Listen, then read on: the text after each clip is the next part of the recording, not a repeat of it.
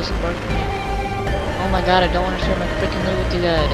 Hold X to go away from me.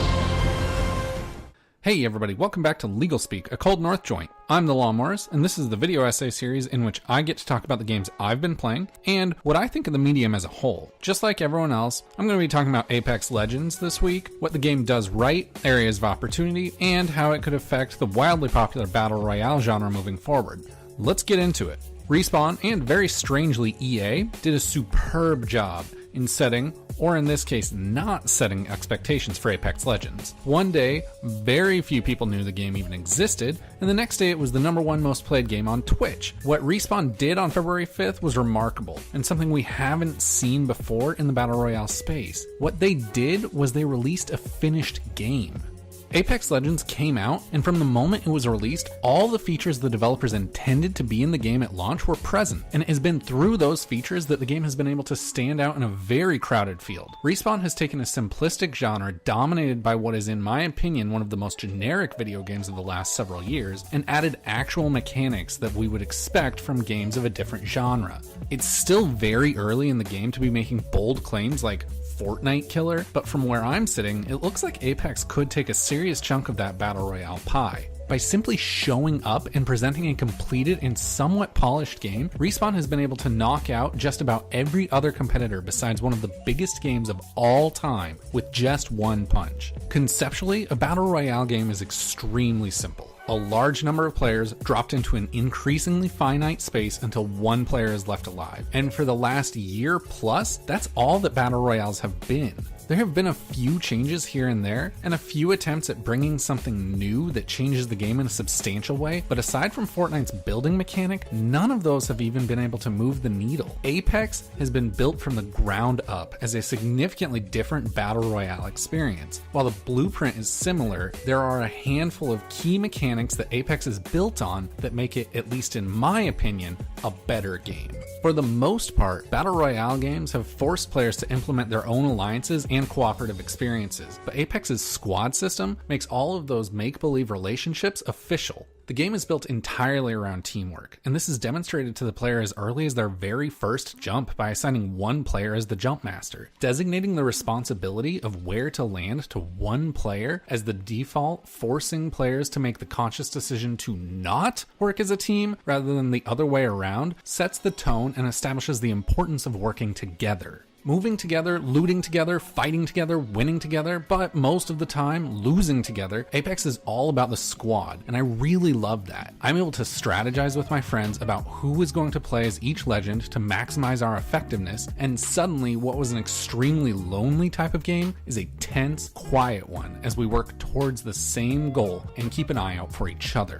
While the entire point of the Battle Royale genre is survival of the fittest and only having one life, the respawning mechanic that Respawn has been able to implement is game-changing. After a squad mate dies, the possibility of a respawn creates an incredibly intense cost-benefit analysis on both sides of the fight. For the squad that lost a player, do they attempt a recovery mission to grab the banner and make for a respawn point, or do they cut their losses and limp along a man short? And the squad that got the kill, do they chalk it up as a win and get the hell out of there, or do they sit on the banner and try and finish off the rest of the opposing squad? Revivals, recoveries, and respawns add an incredible dynamic, forcing players to balance risk and reward in a way that is unique to the Battle Royale genre. And of course, the namesake of the entire game, the legends. Choosing from a variety of different legends with different abilities, the game is able to borrow quite a bit from what makes games from the hero shooter genre like Overwatch and Team Fortress 2 so successful. While Apex doesn't rely nearly as heavily on the ultra-specialized character types as those games do, it does bring some of that spice and allows for another layer of involvement in planning your own success or, in my case, failure. For the most part, all of the legends play similarly, with only minor differences, but balancing those differences and coming with a well-rounded squad can be the difference between life and death in a dire situation. I also think the hero system is a bit of a mistake in the way it was implemented, but on the ledger, it's a net positive for the game. And the last thing that really jumped out at me as making Apex the best Battle Royale to date is the map design. From my admittedly limited experience with Battle Royales, having only played about 5 hours of Fortnite, a couple hours of Blackout, and 1 round of PUBG, a prevailing theme across all 3 was they all felt very flat. Just large, flat maps with almost no verticality to speak of. Apex's map is damn near a work of art. Every area has choke points, lanes, shortcuts, hiding places, and escape routes that can all be used effectively if you know where to find them, or can leave you out in the cold with your pants down if you don't. You like what I did there? I combined 2 analogies to make them both make less sense. The Apex map is full of layers that make what is already a large map even larger. I know it's only been a month, but is it too early to use the L word? Because I love the Apex Legends map. All of these things make the moment-to-moment gameplay fantastic, which is great, but what puts the game over the top and makes it continually digestible is the presentation. Apex Legends is a perfect representation of what dystopian movies like The Running Man, The Hunger Games, and Death Race were trying to portray.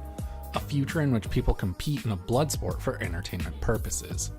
So the serious tone of those, combined with the more lighthearted esport type future envisioned in a show like Video Game High School, makes the presentation of Apex Legends not only more digestible over longer periods of time, but I think also could lead to the game having incredible staying power. Now at this point, the game has only been out for a few weeks, and while it's on top of the world right now, there are definitely still things that can be done to make the game better and give it a longer tail. Character customization is an absolute must. I know the legends were implemented so that players could see another player and be able to identify what the player's special abilities are through a visual cue, but couldn't that have been done in some other way? In a game that's hitting that perfect balance between approachability and esport to make the character look unique to how I want them to is integral. Have players' hit points be a different color when they're shot, or outline them with a different color to indicate their ability types. But for the love of God, let us create our own characters. Events and mysteries are what keep a not insignificant part of the Fortnite audience coming back. Just recently, a crack appeared in the ground somewhere on the Fortnite map, and I wanted to jump in and find out what was up. I wanted to be a part of solving that mystery and be there when Epic revealed what they have been planning, and I haven't even started that game up in almost a year.